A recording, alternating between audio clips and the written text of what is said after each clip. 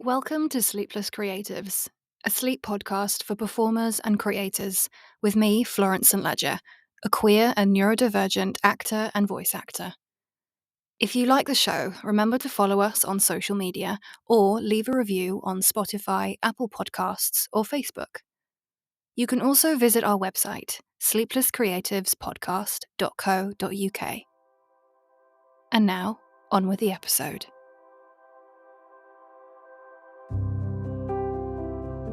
Hello creators, happy October and welcome to our 2024 Halloween episode.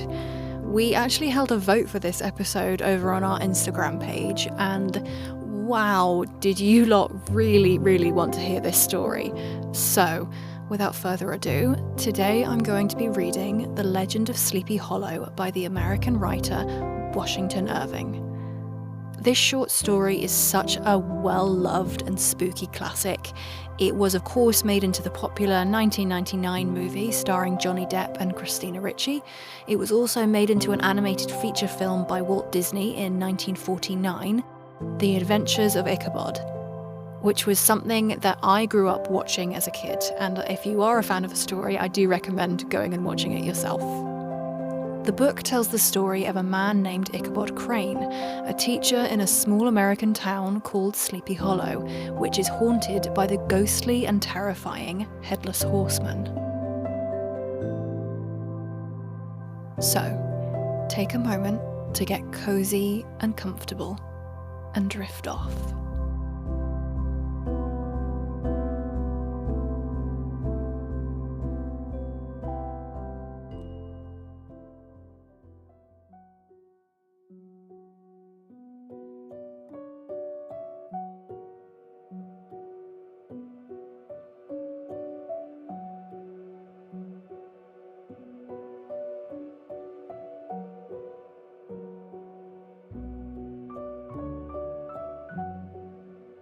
In the bosom of one of those spacious coves which indent the eastern shore of the Hudson, at that broad expansion of the river denominated by the ancient Dutch navigators the Tappan Zee, and where they always prudently shortened sail and implored the protection of St. Nicholas when they crossed, there lies a small market town or rural port, which by some is called Greensburg, but which is more generally and properly known by the name of Tarrytown.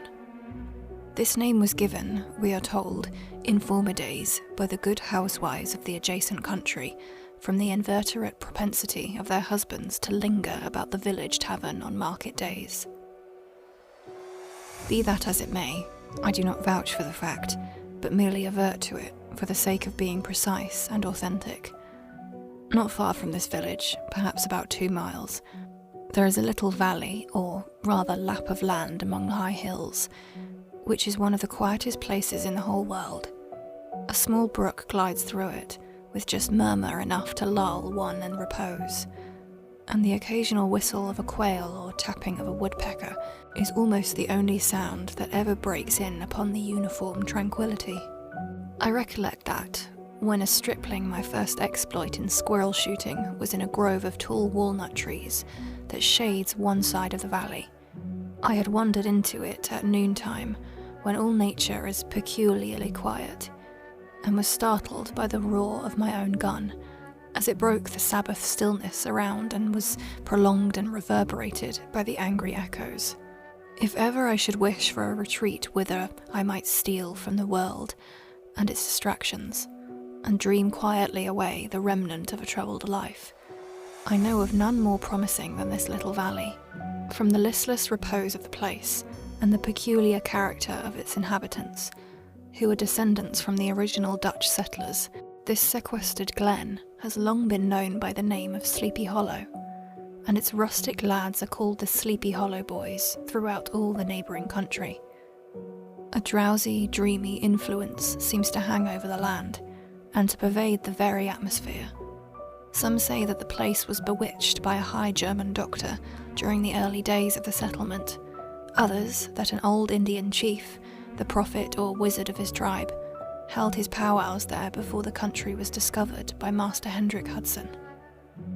Certain it is the place still continues under the sway of some witching power that holds a spell over the minds of the good people, causing them to walk in a continual reverie. They are given to all kinds of marvellous beliefs, are subject to trances and visions, and frequently see strange sights and hear music and voices in the air. The whole neighbourhood abounds with local tales, haunted spots and twilight superstitions. Stars shoot and meteors glare oftener across the valley than in any other part of the country, and in the nightmare, with her whole ninefold, seems to take in the favourite scene of her gambols. The dominant spirit, however, that haunts this enchanted region and seems to be commander-in-chief of all the powers of the air is the apparition of a figure on horseback without a head. It is said by some to be the ghost of a Hessian trooper whose head had been carried away by a cannonball in some nameless battle during the Revolutionary War, and who is ever and anon seeking the country folk hurrying along in the gloom of night, as if on the wings of the wind. His haunts are not confined to the valley, but extend at times to the adjacent roads, and especially to the vicinity of the church at no great distance. Indeed, certain of the most authentic historians of those parts, who have been careful in collecting and collating the floating facts concerning his spectre, allege that the body of the trooper having been buried in the churchyard, the ghost rides forth to the scene of battle in nightly quest of his head, and that the rushing speed with which he sometimes passes along the hollow, like a midnight blast, is owing to his being belated, and in a hurry to get back to the churchyard before daybreak. Such is the general purport of his legendary superstition, which has furnished materials for many a wild story in the region of shadows, and the spectre is known at all the country firesides by the name of the Headless Horseman of Sleepy Hollow. It is remarkable that the visionary propensity I have mentioned is not confined to the native inhabitants of the valley, but is unconsciously imbibed by everyone who resides there for a time. However wide awake they may have been before they entered that sleepy region, they are sure, in little time, to inhale the witching influence of the air, and begin to grow imaginative, to dream dreams and see apparitions.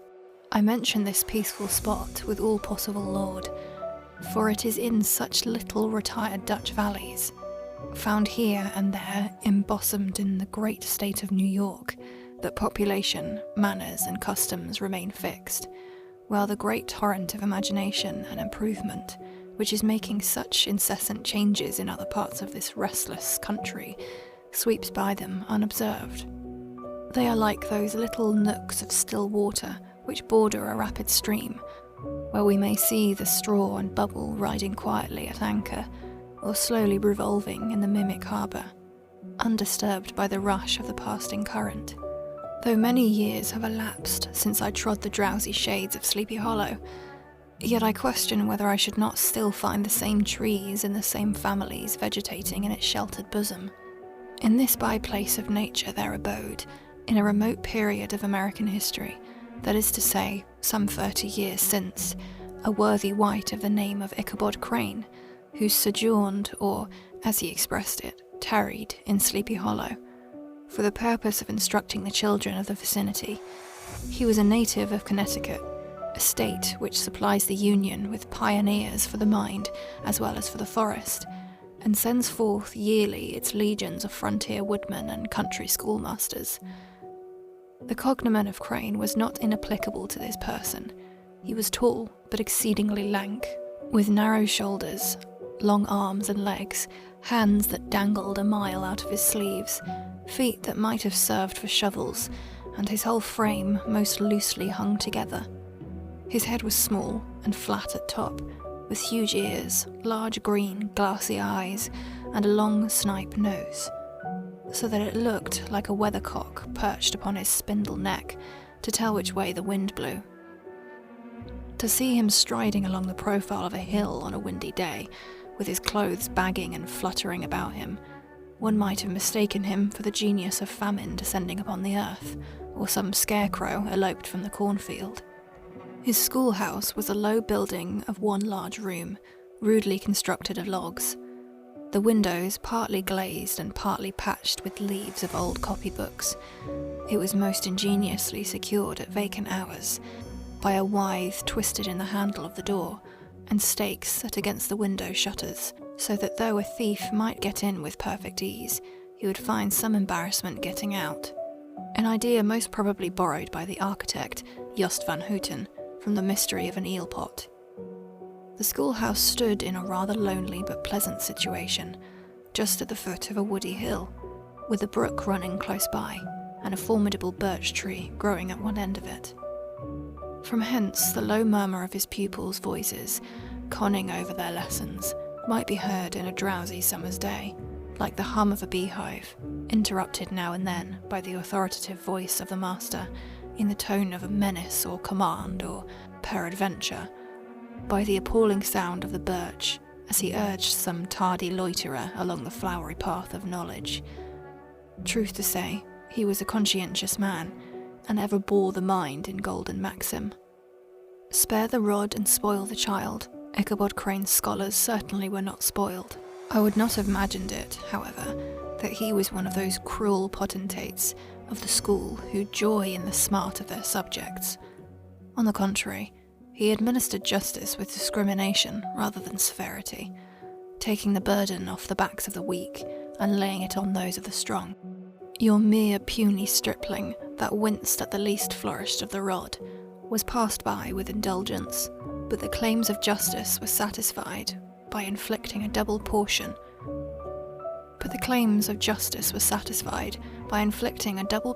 On some little tough, wrong-headed, broad-skirted Dutch urchin who sulked and swelled and grew dogged and sullen beneath the urge. All this he called doing his duty by their parents, and he never inflicted a chastisement without following it by the assurance, so consolatory to the smarting urchin, that he would remember it and thank him for it in the longest day he had to live.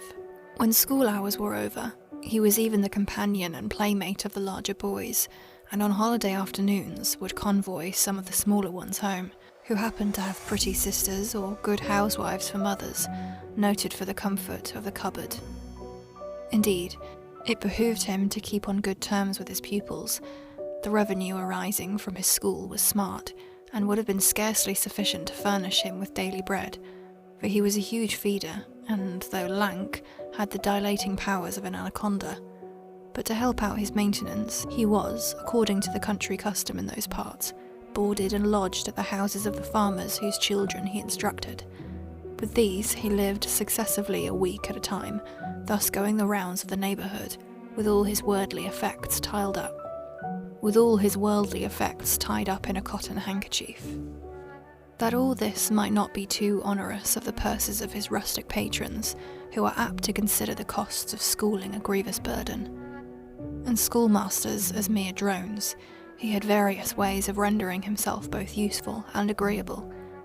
He assisted the farmers occasionally in the lighter labours of their farms, helped to make hay, mended the fences, took the horses to water, drove the cows from pasture, and cut wood for the winter fire. He laid aside, too, all the dominant dignity and absolute sway with which he lauded in his little empire, the school, and became wonderfully gentle and ingratiating. He found favour in the eyes of the mothers by petting the children, particularly the youngest, and like the lion bold, which whilom so magnanimously the lamb did hold, he would sit with a child on one knee, and rock a cradle with his foot for whole hours together. In addition to his other vocations, he was the singing master of the neighbourhood, and picked up many bright shilling by instructing the young folk psalmody. It was a matter of no little vanity to him on Sundays to take his station in front of the church gallery with a brand of chosen singers, where, in his own mind, he completely carried away the palm of the parson. Certain it is, his voice resounded far above all the rest of the congregation, and there are particular quavers still to be heard in that church, and which may even be heard half a mile off, quite to the opposite side of the mill pond, on a still Sunday morning, which are said to be legitimately descended from the nose of Ichabod Crane. thus by drivers' little makeshifts, in that ingenious way which is commonly denominated by hook and by crook.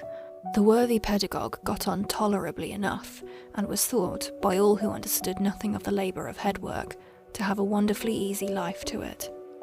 The schoolmaster is generally a man of some importance in the female circle of a rural neighbourhood, being considered a kind of idle, gentleman-like personage, of vastly superior taste and accomplishments to the rough country swains, and, indeed, inferior in learning only to the parson. His appearance, therefore, is apt to occasion some little stir of the tea-table of a farmhouse, and in the addition of a supernumerary dish of cakes or sweetmeats, or peradventure, the parade of a silver teapot. Our man of letters, therefore, was peculiarly happy in the smiles of all the country damsels. How he would figure among them in the churchyard, between services on Sundays, gathering grapes for them from the wild vines that overran the surrounding trees, reciting for their amusement all the epitaphs on the tombstones, or sauntering with a whole bevy of them among the banks of the adjacent mill pond, while the more bashful country bumpkins hung sheepishly back, envying his superior elegance and address. From his half-itinerant life, also, he was a kind of travelling gazette, carrying the whole budget of local gossip from house to house, so that his appearance was always greeted with satisfaction. He was, moreover, esteemed by the women as a man of great erudition, for he had read several books quite through, and was a perfect master of Cotton Mather's History of New England Witchcraft, in which, by the way, he most firmly and potentially believed. He was, in fact, an odd mixture of small shrewdness and simple credulity. His appetite for the marvellous and his powers of digesting it were equally extraordinary, and both had been increased by his resistance and his spellbound region. No tale was too gross or monstrous for his capacious swallow. It was often his delight, after his school was dismissed in the afternoon, to stretch himself on the rich bed of clover bordering the little brook that whimpered by his schoolhouse, and there con over old Mather's direful tales, until the gathering dusk of evening made the printed page a mere mist before his eyes. Then, as he wended his way by swamp and stream and awful woodland, to the farmhouse where he happened to be quartered, every sound of nature at that witching hour fluttered his exciting imagination. The moan of the whip-poor-will from the hillside, the boding cry of the tree-toad, the harbinger of storm, the dreary hooting of the screech owl, or the sudden rustling of the thicket of birds frightened from their post. The fireflies, too, which sparked most vividly in the darkest places, now and then startled him, as one of uncommon brightness would stream across his path, and if, by chance, a huge blockhead of a beetle came winging his blundering flight against him, the poor varlet was ready to give up the ghost, with the idea that he was struck with a witch's token. His only resource on such occasions, either to drown thought or drive away evil spirits, was to sing psalm tunes, and the good people of Sleepy Hollow, as they sat by the doors of an evening, were often filled with awe at hearing his nasal melody, in linked sweetness long drawn out, floating from the distant hill, or along the dusty road. Another of his sources of fearful pleasure was to pass long winter evenings with the old Dutch wives, as they sat spinning by the fire, with a row of apples roasting and spluttering along the hearth, and listen to their marvellous tales of ghosts and goblins, of haunted fields and haunted brooks, of haunted bridges and haunted houses, and particularly of the Headless Horseman, or galloping Hessian of the Hollow, as they sometimes called him.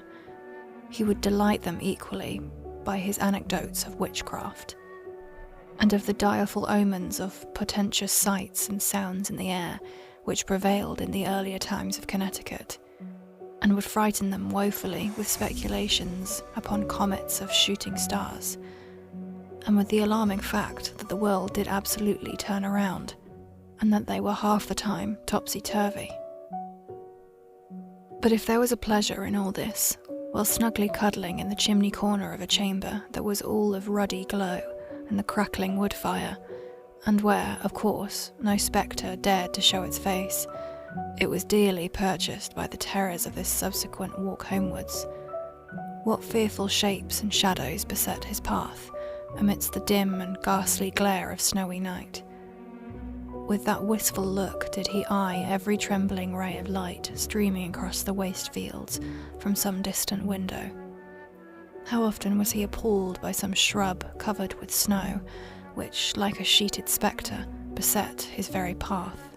How often did he shrink with curdling awe at the sound of his own steps on the frosty crust beneath his feet, and dread to look over his shoulder, lest he should behold some uncouth being tramping close behind him, and how often was he thrown into complete dismay by some rustling blast, howling among the trees in the idea that it was the galloping Hessian on one of his nightly scorings. All these, however, were mere terrors of the night, phantoms of the mind that walk in darkness, and though he had seen many spectres in his time, and been more than once beset by Satan in divers shapes, in his lonely perambulations, yet daylight put an end to all these evils, and he would have passed a pleasant life of it, in despite of the devil and all his works, if his path had not been crossed by a being that causes more perplexity to a mortal man than ghosts, goblins, and the whole race of witches put together, and that was a woman. Among the musical disciples who assembled one evening in each week to receive his instructions in psalmody was Katrina Van Tassel, the daughter and only child of a substantial Dutch farmer.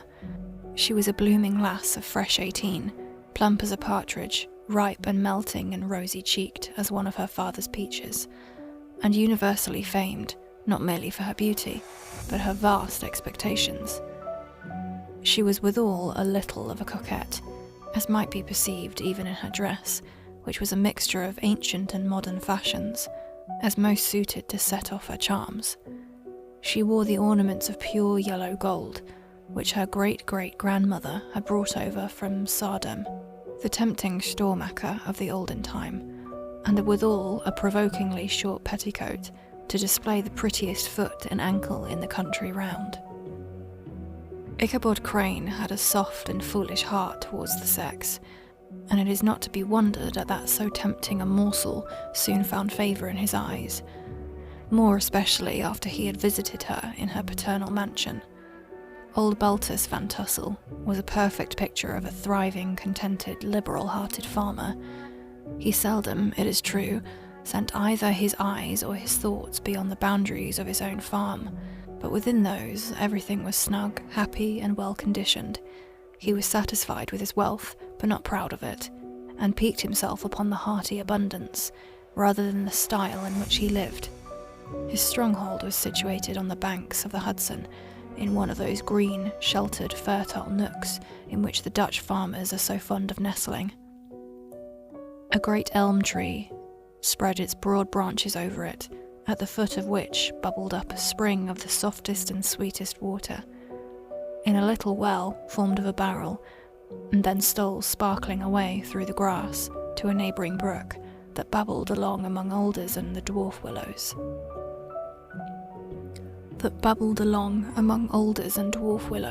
Hard by the farmhouse was a vast barn that might have served for a church, every window and crevice of which seemed bursting forth with the treasures of the farm. The flail was busily resounding within it from a morning to night. Swallows and martins skimmed twittering about the eaves, and rows of pigeons, some with one eye turned up, as if watching the weather, some with their heads under their wings or buried in their bosoms, and others swelling and cooing and bowing about their dames, were enjoying the sunshine on the roof. Sleek, unwieldy porkers were grunting in the repose and abundance of their pens, from whence sallied forth, now and then, troops of sucking pigs, as if to snuff the air. A stately squadron of snowy geese were riding in an adjoining pond, convoying whole fleets of ducks. Regiments of turkeys were gobbling through the farmyard, and guinea fowls fretting about it like ill-tempered housewives, with their peevish, discontented cry, Before the barn doors strutted the gallant cock, that pattern of a husband, a warrior and a fine gentleman, clapping his burnished wings and crowing in the pride and gladness of his heart, sometimes tearing up the earth with his feet, and then generously calling his ever-hungry family of wives and children to enjoy the rich morsel which he had discovered. The pedagogue's mouth watered as he looked upon the sumptuous promise of luxurious winter fare. In his devouring mind's eye, he pictured to himself every roasting pig running about with a pudding in his belly and an apple in his mouth. The pigeons were snugly put to bed in a comfortable pie and tucked in with a coverlet of crust. The geese were swimming in their own gravy, and the ducks pairing cosily in dishes like snug married couples, with a decent competency of onion sauce. In the porkers he saw carved out the future sleek side of bacon and juicy relishing ham. Not a turkey, but he beheld daintily trussed up, with its gizzard under its wing, and peradventure a necklace of savoury sausages, and even bright Chanticleer himself lay sprawling on his back in a side dish with uplifted claws, as if craving that quarter which his chivalrous spirit disdained to ask while living. As the enraptured Ichabod fancied all this, and as he rolled his great green eyes over in the fat meadow lands, the rich fields of wheat, of rye, of buckwheat, and Indian corn, and the orchard burdened with ruddy fruit which surrounded the warm tenement of Van Tassel, his heart yearned after the damsel who was to inherit these domains, and his imagination expanded with the idea how they might be readily turned into cash, and the money invested in immense tracts of wild land, and shingle palaces in the wilderness. Nay, his busy fancy already realised his hopes, and presented to him the blooming Katrina, with a whole family of children, mounted on the top of a wagon, loaded with household trumpery, with pots and kettles dangling beneath, and he beheld himself bestriding a pacing mare with a colt at her heels, setting out for Kentucky, Tennessee, or the Lord knows where. When he entered the house, the conquest of his heart was complete. It was one of those spacious farmhouses with high-ridged but slowly sloping roofs, built in the style handed down from the first Dutch settlers, the low projecting eaves forming a piazza along the front, capable of being closed up in bad weather. Under this were hung flails, harness, various utensils of husbandry, and nets for fishing in the neighbouring river. Benches were built along the sides of summer use, and a great spinning wheel at one end, and a churn at the other, showed the various uses of which this important porch might be devoted. From this piazza, the wondering Ichabod entered the hall, which formed the centre of a mansion, and the place of usual residence. Here rows of resplendent pewter, ranged on a long dresser, dazzled his eyes. In one corner stood a huge bag of wool, ready to be spun.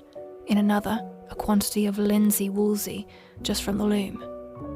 Ears of Indian corn and string of dried apples and peaches hung in gay festoons along the walls. Mingled with the gourd of red peppers, and a door left ajar, gave him a peep into the best parlour, where the claw-footed chairs and dark mahogany tables shone like mirrors. Andirons, and their accompanying shovel and tongs, glistened from their covert of asparagus tops. Mock oranges and conch shells decorated the mantelpiece. Strings of various coloured bird eggs were suspended above it.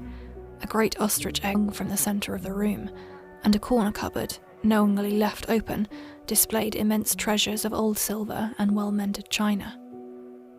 From the moment Ichabod laid his eyes on these regions of delight, the peace of his mind was at an end, and his only study was how to gain the affections of the peerless daughter of Van Tassel. In this enterprise, however, he had more difficulties than generally fell to the lot of the knight-errant of yore, who seldom had anything but giants, enchanters, fiery dragons, and such like easily conquered adversaries to contend with, and had to make his way merely through the gates of iron and brass, and walls of adamant to the castle keep, where the lady of his heart was confined. All which he achieved as easily as a man would carve his way to the centre of a Christmas pie, and then the lady gave him her hand as a matter of course. Ichabod, on the contrary, had to win his way to the heart of a country coquette.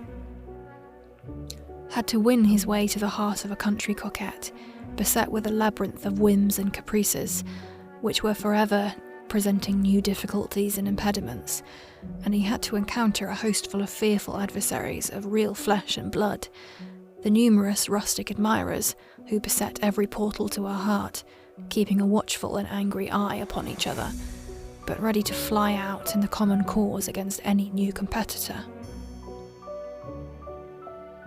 Among these, the most formidable was a burly, roaring, roistering blade of the name of Abraham, or, according to the Dutch abbreviation, Brom van Brunt. The hero of the country round, which rang his feats of strength and hardihood. He was broad-shouldered and double-jointed, with short curly black hair, and a bluff but not unpleasant countenance, having a mingled air of fun arrogance. From his Herculean frame and great powers of limb, he had received the nickname of Brom Bones, by which he was universally known. He was framed for great knowledge and skill in horsemanship, being as dexterous on horseback as a Tartar. Which boldly strength always acquires in rustic life, was the umpire of all disputes, setting his hat on one side and giving his decisions with an air and tone that admitted of no gainsay or appeal. He was always ready for either a fight or a frolic, but had more mischief than ill winds in his composition, and with all his overbearing roughness, there was a strong dash of waggish good humour at bottom. He had 3 or 4 boon companions who regarded him as their model, and at the head of whom he scoured the country, attending every scene or feud or merriment for miles around, and in cold weather he was distinguished by a fur cap, surmounted with a flaunting fox's tail. Descried this well-known crest at a distance, whisking about among a squad of hard riders. They always stood by for a squall. Sometimes his crew would be heard dashing along past the farmhouses at midnight, with whoop and halloo and a troop of Don Cossacks, and the old dames, startled out of their sleep, would listen for a moment till the hurry-scurry had clattered by, and then exclaimed, "Aye, there goes Brom Bones and his gang." The neighbours looked upon him with a mixture of awe, admiration and goodwill, and when any madcap prank of rustic brawl occurred in the vicinity, always shook their heads and warranted Brom Bones was at the bottom of it.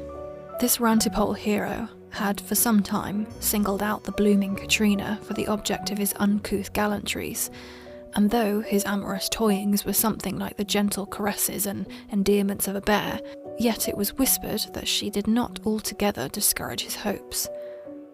Certain it is, his advances were signals for rival candidates to retire, who felt no inclination to cross a lion in his armours, insomuch that when his horse was seen tied to Van Tassel's paling on a Sunday night, a sure sign that his master was courting, or, as it is termed, sparking, within, all other suitors passed by in despair, and carried the war to other quarters.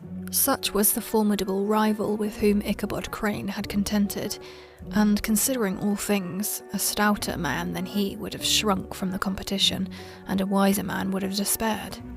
He had, however, a happy mixture of pliability and perseverance in his nature. He was in form and spirit like a supple jack, yielding but tough. Though he bent, he never broke, and though he bowed beneath the slightest pressure, yet, the moment it was away, jerk, he was as erect and carried his head as high as ever.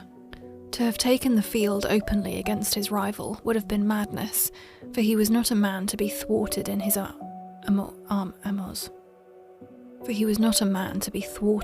amours, any more than that stormy lover Achilles. Ichabod, therefore, made his advances in a quiet and gently insinuating manner. Under cover of his character of singing master, he made his frequent visits to the farmhouse. Not that he had anything to apprehend from the meddlesome interference of parents, which is so often a stumbling block in the path of lovers. Bolt Van Tassel was an easy, indulgent soul. He loved his daughter better even than his pipe, and like a reasonable man and an excellent father, let her have her way in everything. His notable little wife, too, had enough to do to attend to her housekeeping and manage her poultry, for as she sagely observed, ducks and geese are foolish things and must be looked after, but girls can take care of themselves. Thus, whilst the busy dame bustled about the house, or plied her spinning wheel at one end of the piazza, honest Bolt would sit smoking his evening pipe at the other, watching the achievements of a little wooden warrior, who, armed with a sword in each hand, was most valiantly fighting the wind on the pinnacle of the barn.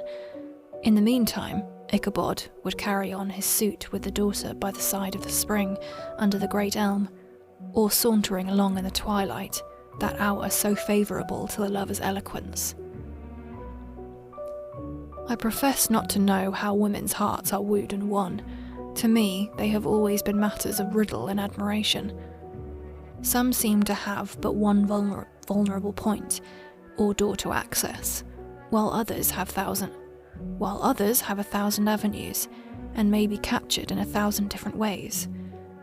It is a great triumph of skill to gain the former, but a still greater proof of generalship to maintain possession of the latter, for man must battle for his fortress at every door and window.